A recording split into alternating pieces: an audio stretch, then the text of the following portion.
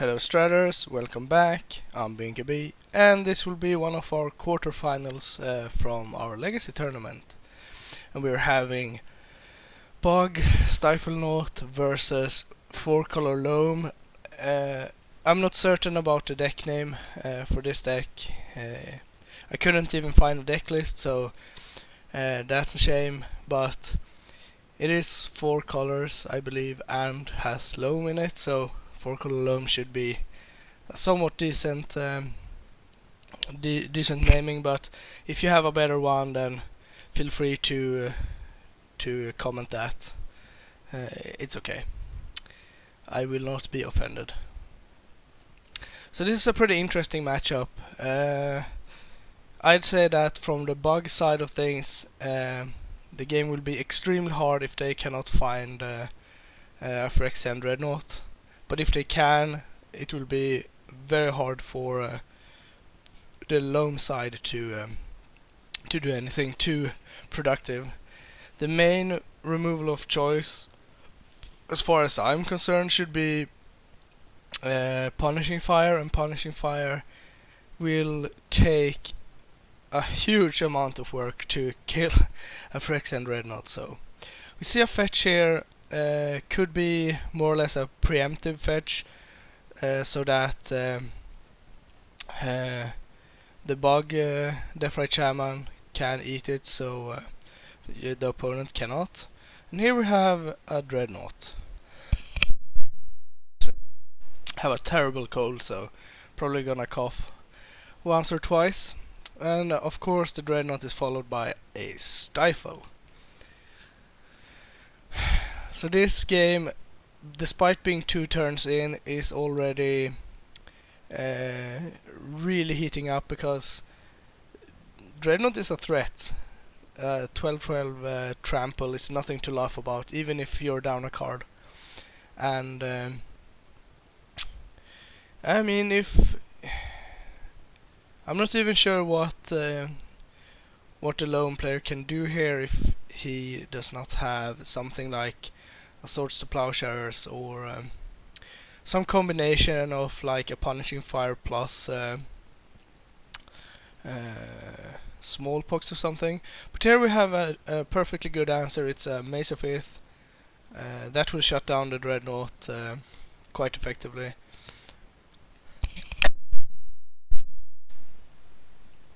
So let's see here what the Bug player can do. One thing that should be noted is that since the deck is running a lot of Stifles, that could be a good path to get through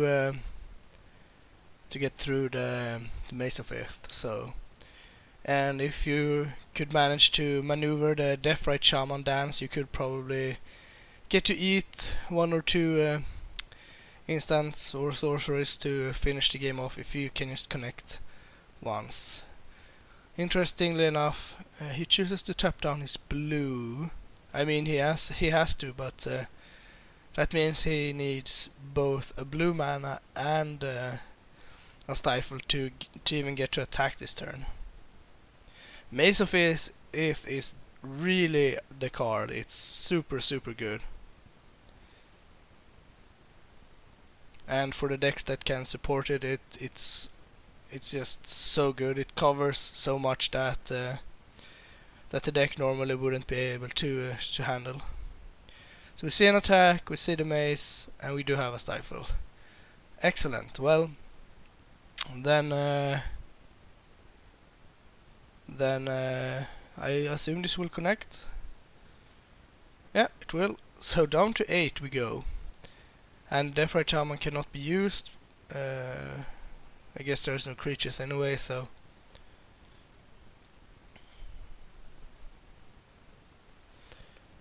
now the pressure is on the Loam player to conjure up something here.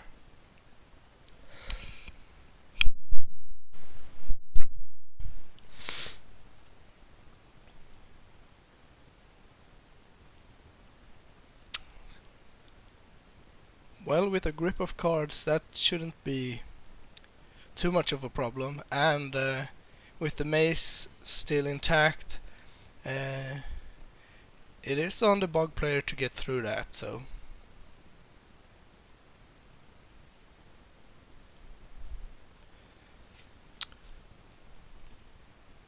Verdant Catacombs. I'm gonna see a fetch. So now things start to get interesting here with the Deathrite Shamans. For example, if the bug player would choose to exile the land end of turn, will the Loam player respond, or will something else happen? This is a red mana, so could mean a Punishing Fire. I see a diamond in hand too, that's pretty good. It looked like a Punishing Fire to me. I could see a little hammer.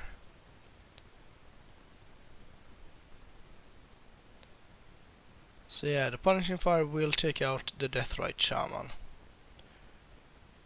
So this opens up possibilities for next turn. Since if he can survive with his Mace of Faith, I think things will be good.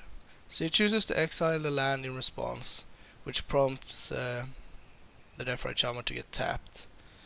Which is fine, I mean, it's not too likely he can play anything else. So this is a pass. Let's see if we have another Stifle. We do. A Trick Bind even. So it's uncounterable. Or it has split second rather, but... And I'm pretty sure that will do it. Have to read it again. Yeah, that will bring Loam down to 0 onto game 2.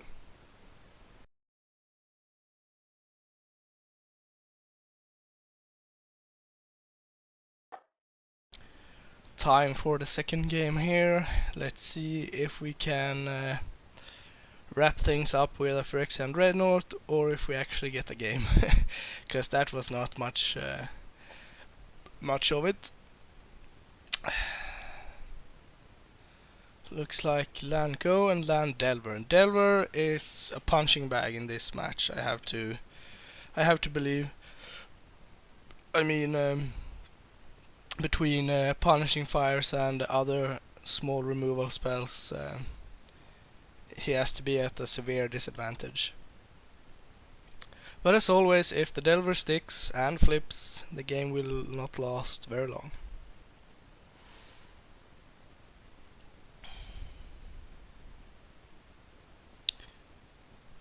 Let's see. Yep, we got the Punishing Fire. Let's see if we have a fight over this. No.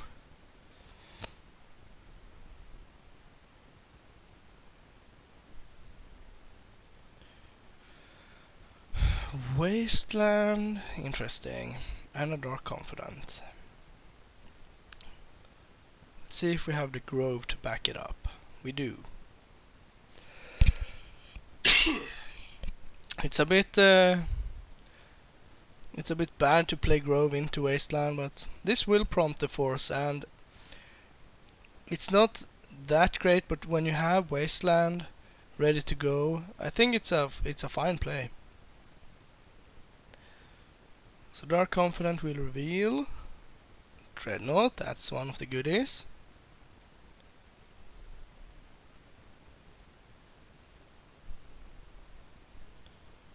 Let's see now if you sacrifice Dark Confidant, or that's a Ponder, so we do not have a Stifle yet, then I would assume. Well, if you can destroy the Grove, a good plan could actually be to just use Dark Confidant and get to victory with him. So that has to be a pretty bad set of cards to prompt a shuffle here. It's not that usual to shuffle with a Ponder this early, because you do have lands and spells most likely, and you're just looking for more of the same.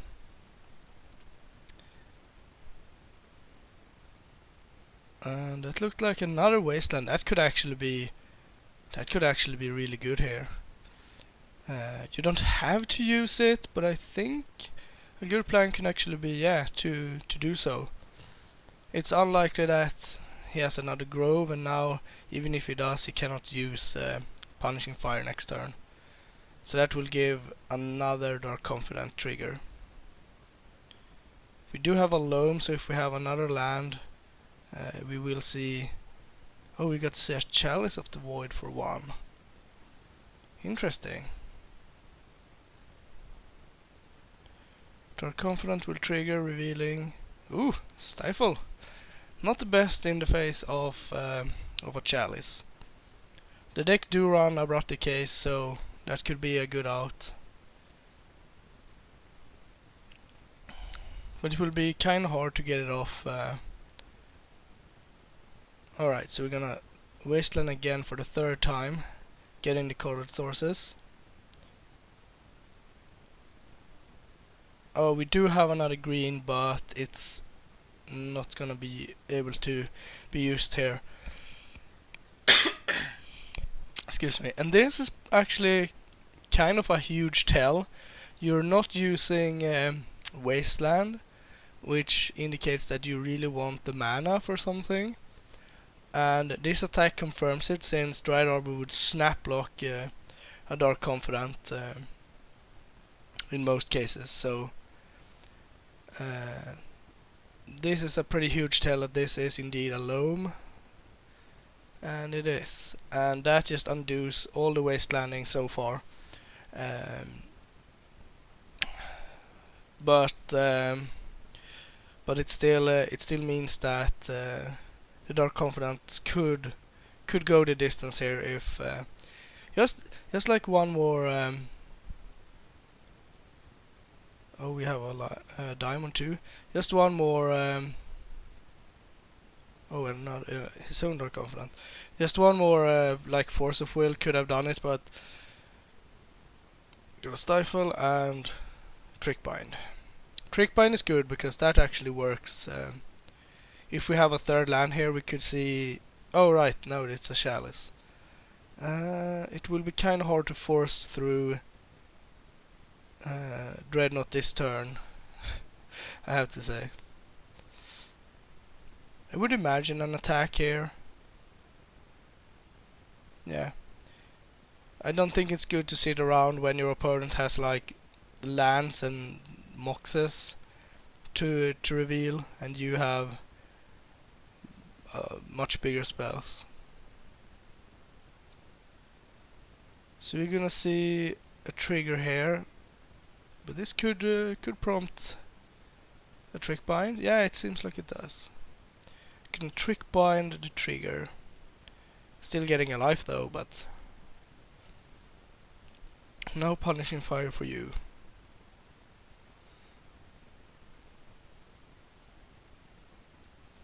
Was that a Liliana? Yeah, then this game will be hard. Very, very hard.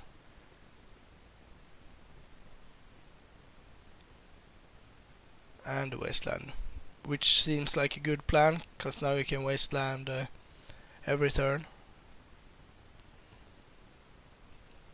So what we need is an Abrupt Decay for the Chalice, and time to get a Dreadnought into play without losing it to Liliana. That's kinda hard.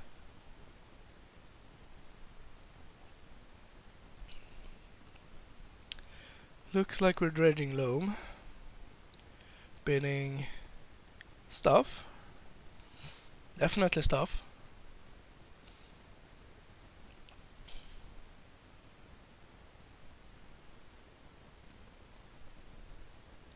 We're gonna Loam right away, which seems like a good move. And I assume Wasteland Underground Sea, yeah. So now with a full Wasteland lock, I don't expect this game to last much longer, because, well, it's hard to win without lands. It's a few decks that can do it. There is the Abrupt Decay, but is it too late?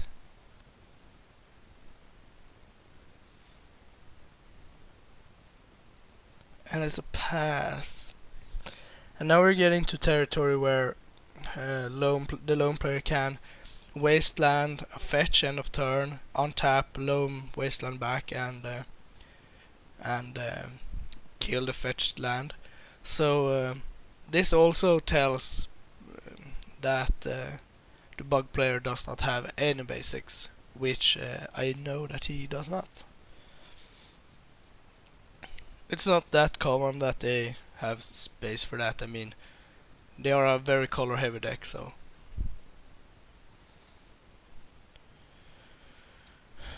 We did find a land. So, yeah, I mean, this is what usually happens. You do draw the things that you need eventually, but I mean, you're gonna fetch here, find a land in response to the next fetch or the next wasteland, decay the chalice, but your hand is under attack. You have almost no lands left. It doesn't really matter at this point. Another wasteland too, yeah. So now we have to loam every other turn.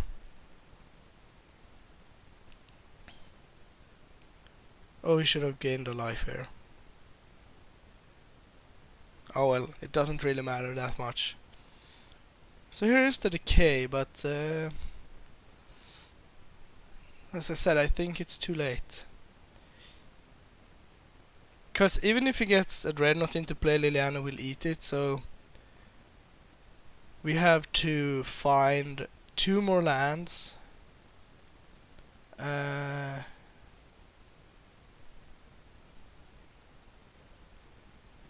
Yeah, 2 more lands and a Stifle or an Abrupt Decay or something. The Dreadnought will in fact hit the bin. So here we have a Deathrite Shaman, interestingly enough. Opponent are gonna find land, Stifle, and do not quite see. I think it's an Abrupt Decay. So that will probably not do it, but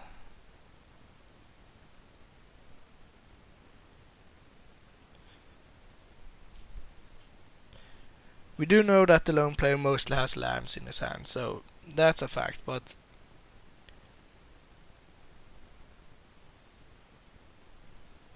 so now we can stifle something. We can stifle the wasteland.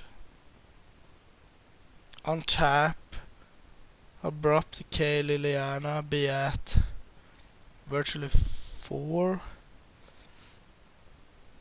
with no cards in hand.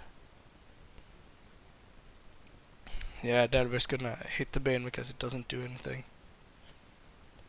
Yeah, stifle the wasteland.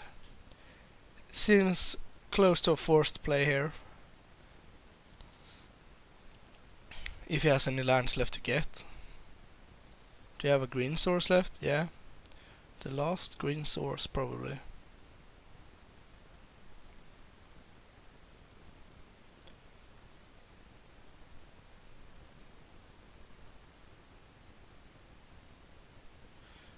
Oh, we found a Loam.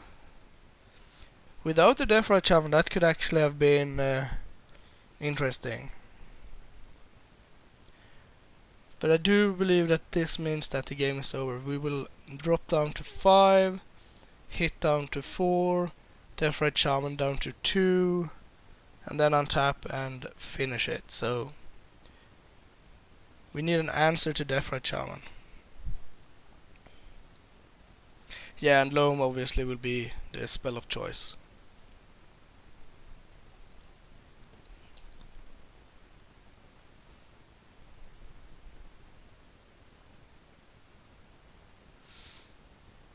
Liliana will go up to ultimate, hit down to 4.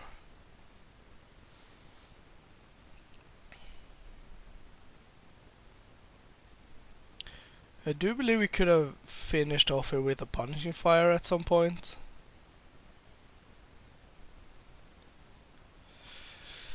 Sylvan Library. Okay.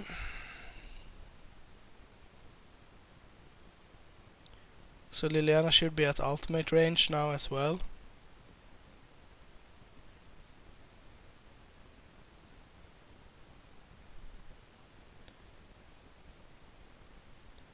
Yeah, go to 2, and do we have another drain? We do, in upkeep, and that will do it. Alright, on to game 3.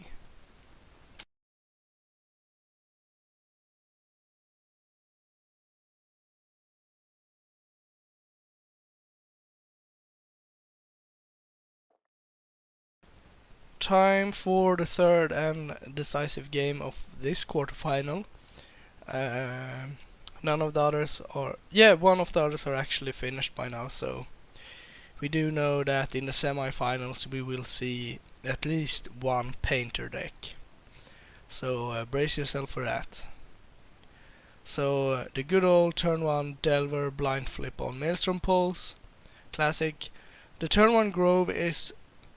it's a bit of a gamble because it's your best land, so if we do see a wasteland here, that could be really, really bad.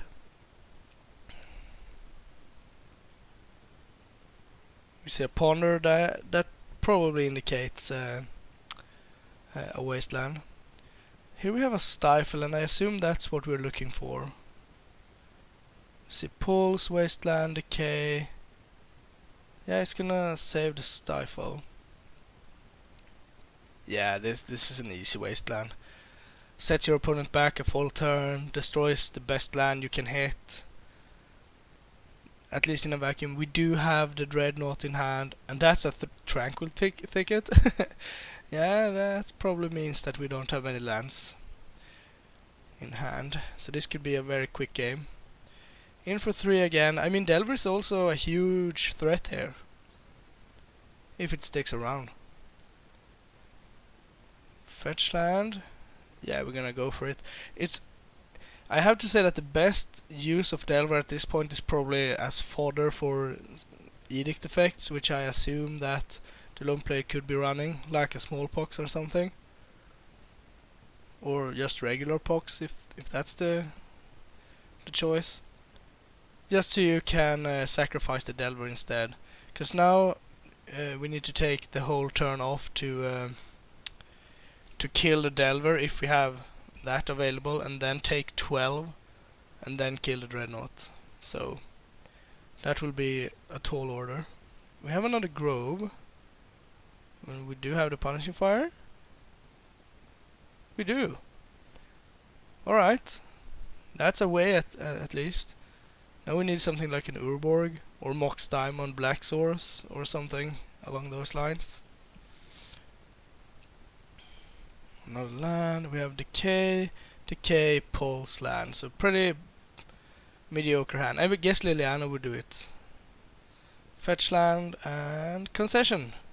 Thanks for watching. I'll bring you the semi-finals right away. Thank you for watching.